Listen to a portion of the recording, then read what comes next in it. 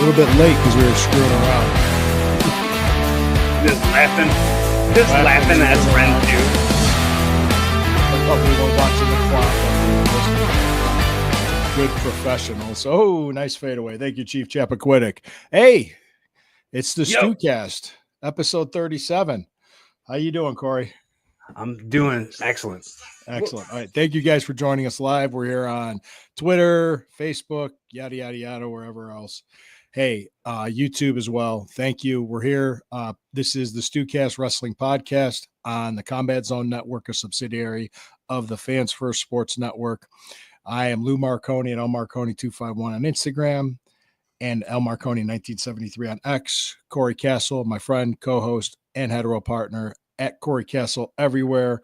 Check out all of his stuff on YouTube, Apple Podcasts, and Spotify, anywhere you get your podcast. My stuff is with Fans First, as well as podcasts everywhere. So, we got stuff to talk about. We got a lot to talk about, man. Very much.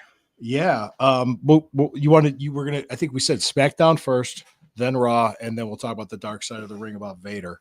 Well, yeah, I mean, if we could talk a little bit about like the build to WrestleMania, and we talk a little bit about Raw and SmackDown a little bit. Because by the time, because this is live. We're live. We're not taping this. We're live. We're so used to it for the last year that we would tape for Sunday. So, so this is live, pal. You're screwing up. Yeah. Hey, thanks, Sid. Hey, can I do that again? Can I do that? We're live. That was Gene Okerlund. He goes, "Oh, man, can I do that again?" That was great. Like I said, like they did that LA Knight Randy Orton tag match against the Bloodline. Yeah. I like that. Then I liked, of course, what they did building up to WrestleMania was setting up LA Knight and Jacob Fatu, and that's going to be fun to watch, man. I am really looking forward to it. I love watching Jacob Fatu. A guy his size can move the way he does. That is impressive, man. He's a very impressive athlete. I'm kind of here's a weird thing. I'm not a fan of me having this opinion. I don't like that I have this opinion. You're not a fan of your own opinion? You're right, exactly. I didn't think I'd think this, but this is what I started to think, and I'm if I were you, I'd be like, stop being such a jerk, man. That's not okay. That's not accurate. What are you being a jerk about? As I've been watching, listen, I'm going to get to it right now. Okay. As I've been watching LA Knight, the more and more he's doing it, the more and more phoning it in I think he's doing, the lazier I think his work is becoming. I don't like that. I think that because I really like LA Knight. His mic work's great, but his in-ring work has become lazy to me. And I'll keep an eye on it for WrestleMania, but go ahead. So the other day I was thinking about it and I was like, Lazy Knight. Lazy Knight. I don't like bashing him. That's not what I want to do. I am a fan of him. I think what he does is great, but I feel like things have been a little bit going through the motions. Things have been a little bit. You see him dropping the U.S. belt to Jacob Fatu? I don't know. I mean, perhaps, but not because he stinks. I don't think he's bad, but it's like a babyface champion, and you know my opinion about that. Like my opinion on babyface champions is never high. I mean, a lot of it is going to depend on a couple of the other results in WrestleMania. So like they're gonna, like if Gunther drops his belt, that's the whole dynamic of champions versus challengers is going to switch. Like if Jey Uso wins, if John Cena wins, so it's like who's the baby faces and who's the heels on both sides of the entire show. So it's and when I say the entire show, I mean the whole 2 nights extravaganza that is WrestleMania 41. Yeah, because then they did an angle for Damian Priest and Drew McIntyre as well, and Drew McIntyre always like takes people's necklaces or bracelets or trinkets. So is that going to be a Sin City street fight match? Yeah. It's like that backlot brawl with Goldust and Roddy Piper back in '96.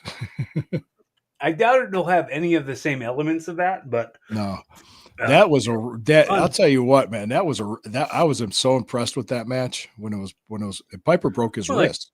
Yeah, Piper got hit by the car. You're gonna break your wrist, do it at WrestleMania, I guess. Well, Piper was crazy. I mean, Piper was just a whole different breed of animal. The homophobia was at an all-time high when Piper was beating the crap out of Goldust at WrestleMania. Dustin Rhodes talked about that when he started doing the gay stuff, and he started getting the faggot chants. I said it, so but you know what I mean. He was getting those chants in 1996. He said that wouldn't happen today. No, it would not. It would not happen at all. It's a lot more acceptable then. It wasn't as acceptable back then. So right, yeah.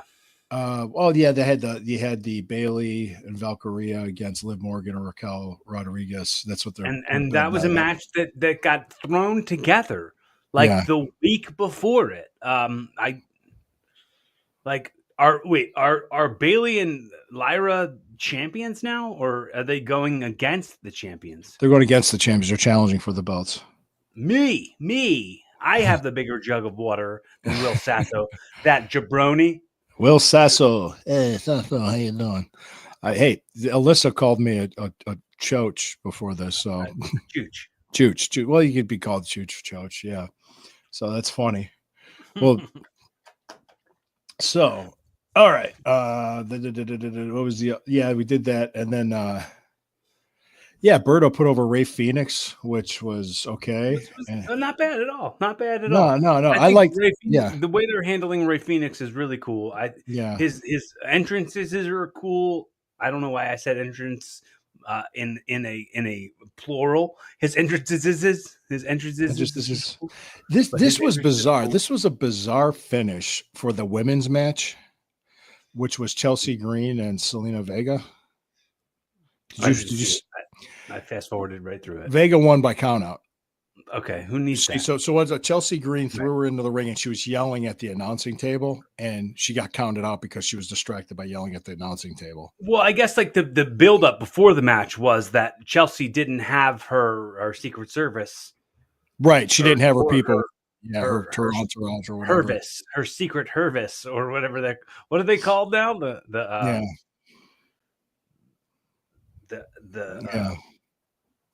SWAT team. Yeah, the SWAT team or whatever they call them. I could say something else, but I won't. It's a family show. Yeah, same. I was thinking that too. As soon as the word SWAT came out, I was like, we're not going to do that. What rhymes with that? Well, just listen to the crowd reaction. People are like, boo. I mean, the crowd just shit on it. I mean, they just did not like the finish. So, all right, we got another comment? No, hang on. Wrong one. Hang on. Dan. Did watch the women's tag match. Boring. Neither did I. Yeah. I frequently, I say it on this podcast all the time. Mm-hmm. I fast forward right through most women's matches. Not that I'm a hater or anything. Right. When I say most of them, not all of them, because some of them I really enjoy.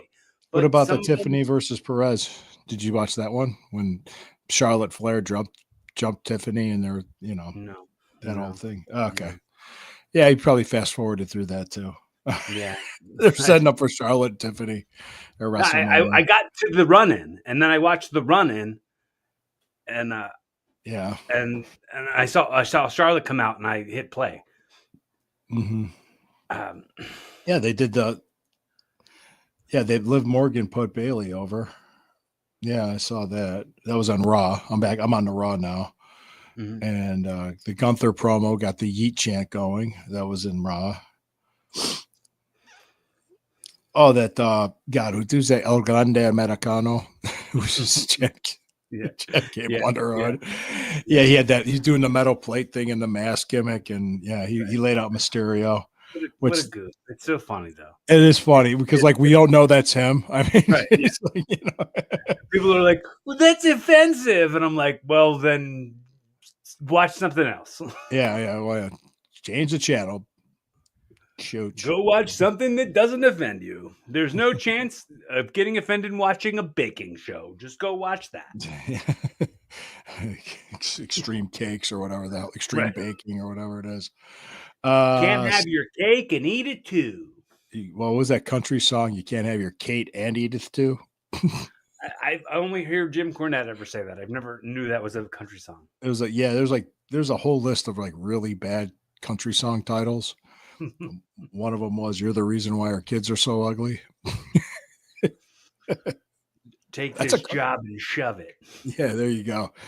Yeah, I'm right there with you. Let's see. AJ Styles and Logan Paul. Yeah, did you see Logan's new finisher? Yeah, I saw that. He left late. People are talking about it. It's viral. Yeah. Oh man, Braun Breaker. Oh shit. Yeah, I had that there and I said and Penta. Oh my god, they could just have a great match with Braun Breaker and Penta. I mean, they have to put in Finn Balor. I just like they're just kind of shoehorning him in there, but that was the exact word I was about to say. Yeah, kind of just shoving him in there, sticking him in there, giving him something to do, and then but man, I love watching Braun Breaker work too. These guys are great. These wrestlers are these guys are the best in the world at what they do. So, Jey Uso. He did his promo, got the yeet chant thing going. Do you predict, if you had to predict, Jey Uso winning over Gunther at WrestleMania? Would you say that that's going to happen? That's foregone conclusion, or do you think there's no way? I think there's a possibility, and I'd say about 80% chance. The reason why is just because of how long Gunther had the belt. Mm-hmm. That's the only reason. That's the only reason. But I mean, he hasn't had it for a record-breaking amount of time. No. Like he just got it right after WrestleMania last year. That's not like his. His Intercontinental title reign was longer than that. Yeah. Well, I just look at it like they're not going to have him break records with holding it as long as he has, but they're going to give him a strong reign. They're not going to have him hold it for a week or something. Mm-hmm. So they're not going to do a Tommy Rich with that.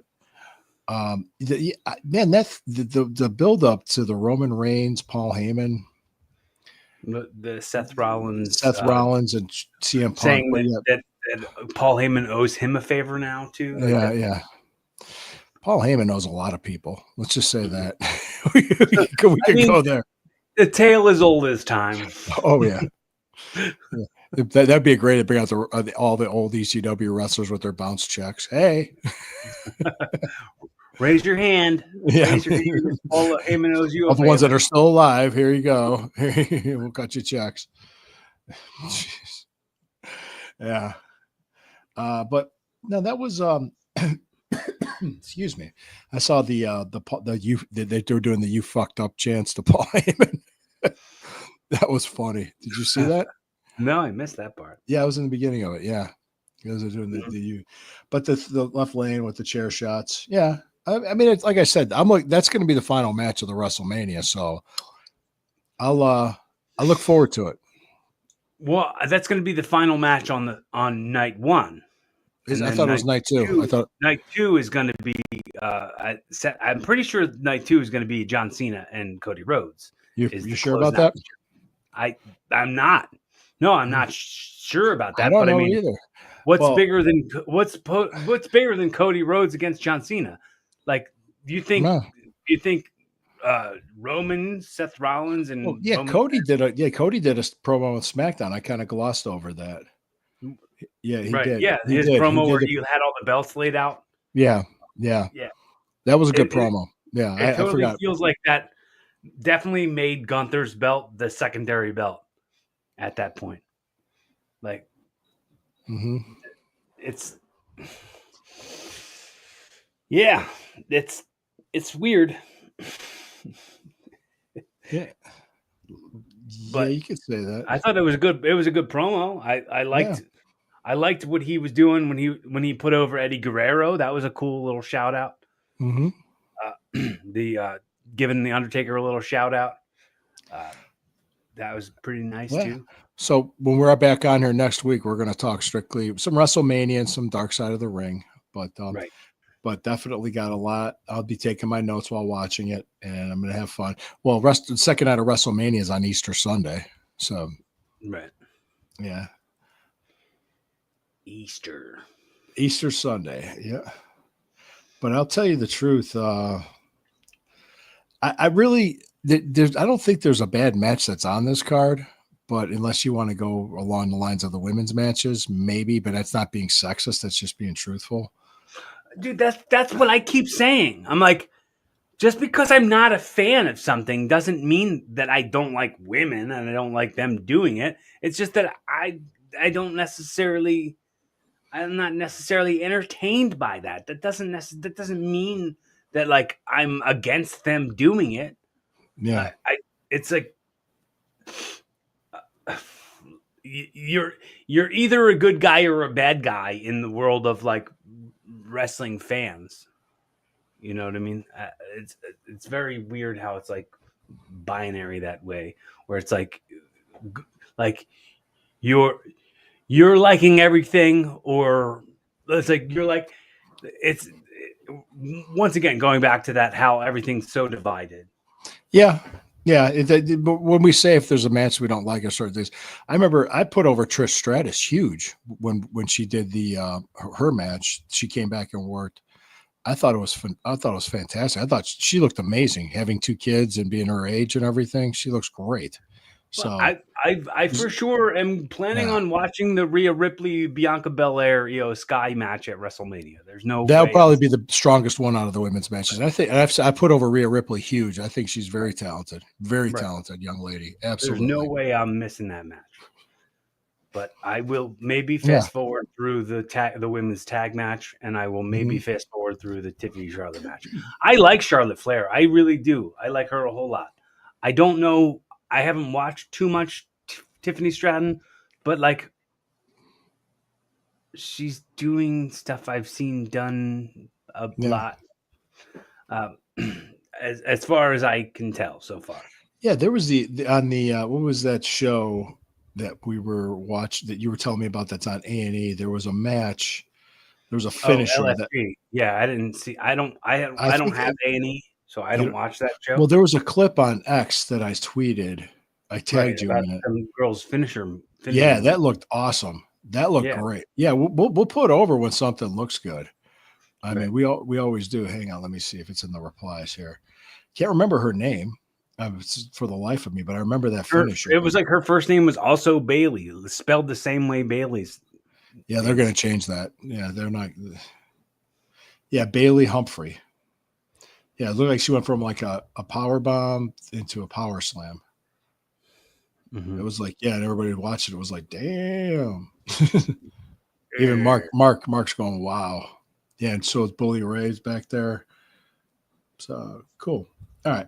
But we'll switch gears now. Thank you. Thank you, everybody, for tuning in. We appreciate you. Why don't we take a break before we switch gears and talk about Dark Side? We're going to take a break right now and also check out our sponsor of the show, Hemisphere Coffee Roasters.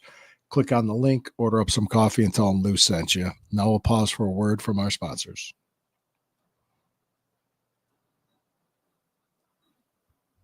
All right. How about them sponsors? Thanks for coming back. We appreciate you. All right. I want to buy some of that stuff. Yes. Thank you. Dark Side of the Ring, Vader. I'm going to get something to drink here. I'm starting to cough. Dude, I was very surprised that they never talked about Boy Meets World. Vader being on Boy Meets World was a lot of kids my age, not me, but a lot of kids my age, introduction to Vader and the WWF. Yeah, they didn't talk about that. And they didn't talk about that Leon played in the Super Bowl. Mm-hmm. He played for the Rams, and when they played the Steelers in the Super Bowl. Right. He was a guard. Yeah, he was an NFL player, and he had a bunch of injuries that killed his NFL career, and he went on to be Vader. And I think it was Stan Hansen and Bruiser Brody broke him in. Jeez, that stiff style. Right. Yeah. Who else better to bring somebody into that snug style of working?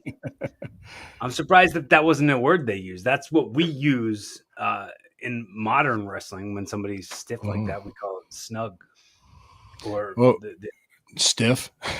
Stiff, yeah. They just said stiff.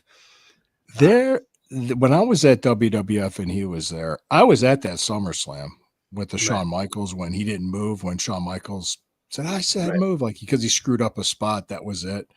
Right. It buried him. I don't know. I don't think he blew up. He usually doesn't blow up. For a guy his size, he doesn't blow up. But I was at that SummerSlam because I was one of the Druids that carried off Mark at the end of the Boiler Room match. And if I'm not mistaken either, I was also I was there. It was in '98 when I came to do TV, and I got there before Frank did, and they came up to me.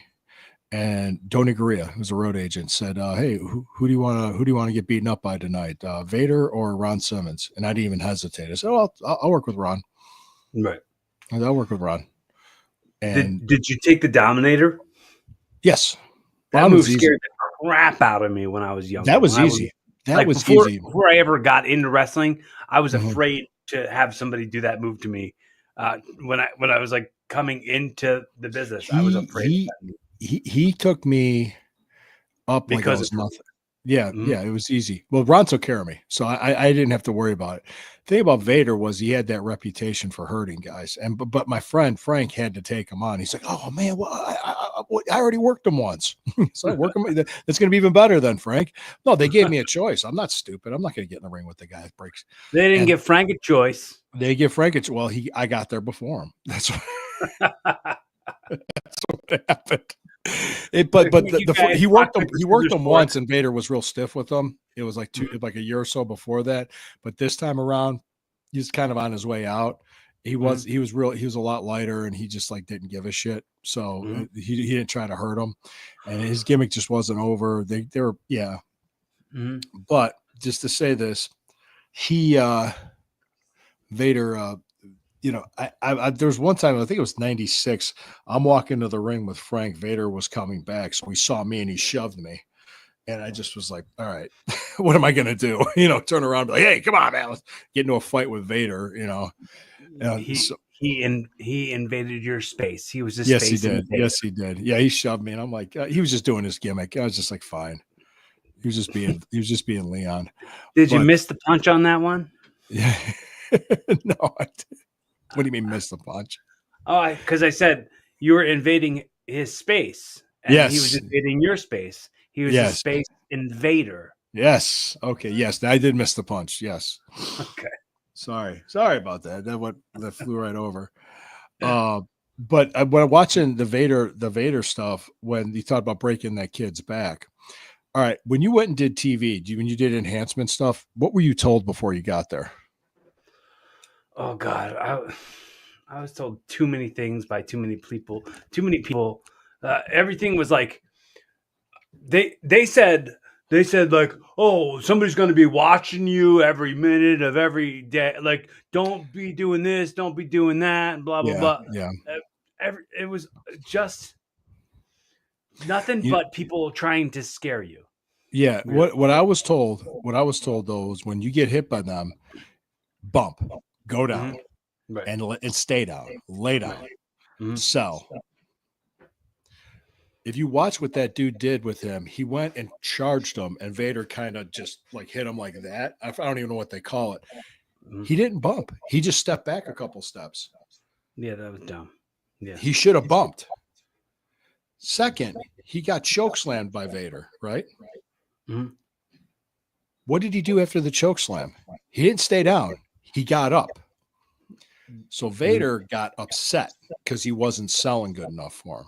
So he picked him up and he power bombed him angrily and probably threw him too hard to do it, not knowing his own strength. Now, just for you guys know, I'm not defending what Leon did. I'm not defending him breaking that kid's back. I'm not. But that could have been avoided to get him that angry. If all you had to do was bump and sell. If you would have just stayed down, if you would have bumped on that first bump, and if he would have stayed down on the choke slam, he probably would have taken him, picked him up, and threw him into the corner, have him tag in his friend to give that guy some work. That's probably what would have happened, and that kid would have been fine. But he didn't know, or he didn't listen, or somebody didn't tell him. You're in there with them. You bump, you sell, you stay down. Right. That was his mistake. And I'm not like I said, I'm not condoning what happened. Right. You don't hurt a guy. There's no excuse for hurting a guy. Right. And there really wasn't. Leon felt horrible about it, but he got so angry and he doesn't know his own strength. He had a temper. Dave Logan, he played for the Browns. I don't know if you knew that. The NFL player that was his friend's. That was a teammate of Colorado. Yeah. Yeah. Okay. He was a Browns player, Dave Logan. Yeah. And so, but even Dave Logan said like he'd go from like 1 to 10 in like a snap of fingers. So I could see that happening when you're out there and you're on TV. This is for TV. This kid's brought in to make you look good, and he's not making you look good. You make him make you look good, and that's what he was doing. Right. I'm sure you've heard it many times. They're like, yeah, if you ain't gonna sell, I'm gonna make you sell. That's a thing that like has been a phrase in the wrestling business. Right. For as long as the wrestling business has been a thing. And like I said, I'm not condoning what he did. And he had problems. He had temper problems, and he had a temper that happened. Like the thing that happened with Orndorff too, which I heard that story. I wasn't there when it happened, but I heard about it. Right. Yeah. And Orndorff was a guy you didn't mess with. There's always somebody that could take you in a fight. I don't care if you're Vader or Brody or not. Yeah. Actually, there was one wrestler, Dick Slater. Dirty Dick Slater, he knocked out John Matusek at a bar in Tampa. And Matusek couldn't believe it. He could not believe it. That's how tough that dude was. Mm-hmm. Yeah. There's always somebody tougher than you. So anyway, that was it. But it's another sad story. And that poor kid, I felt bad for the guy that had that happen to him. Like he got a chance. It was probably he had a handful of matches in his career. He broke his back. I think he got over his paralysis, but he's never the same. After that, and he's never able to wrestle again. And you feel bad enough, but yeah. So anyway, guys, if you're going in for enhancement, bump, sell, don't hesitate. Don't just do it. Did you happen to watch the documentary on Peacock about WrestleMania 9 that they just put out? No, I did not see it. It's called Becoming a Spectacle. Let's talk about it next week if you watch it. I watched it. It was really great. We're going to be talking about WrestleMania. I'll check it out. Becoming a Spectacle. It's like they're releasing footage, backstage footage that like they had never even shot footage backstage. Was that the one in Vegas? That was in Las Vegas too, and that was when Hogan out of the blue won the belt, and they're wondering what happened. Yeah. That was. I remember walking away going, "God, I can't believe this." I remember that. All right. Well, hey man, we're gonna take this home.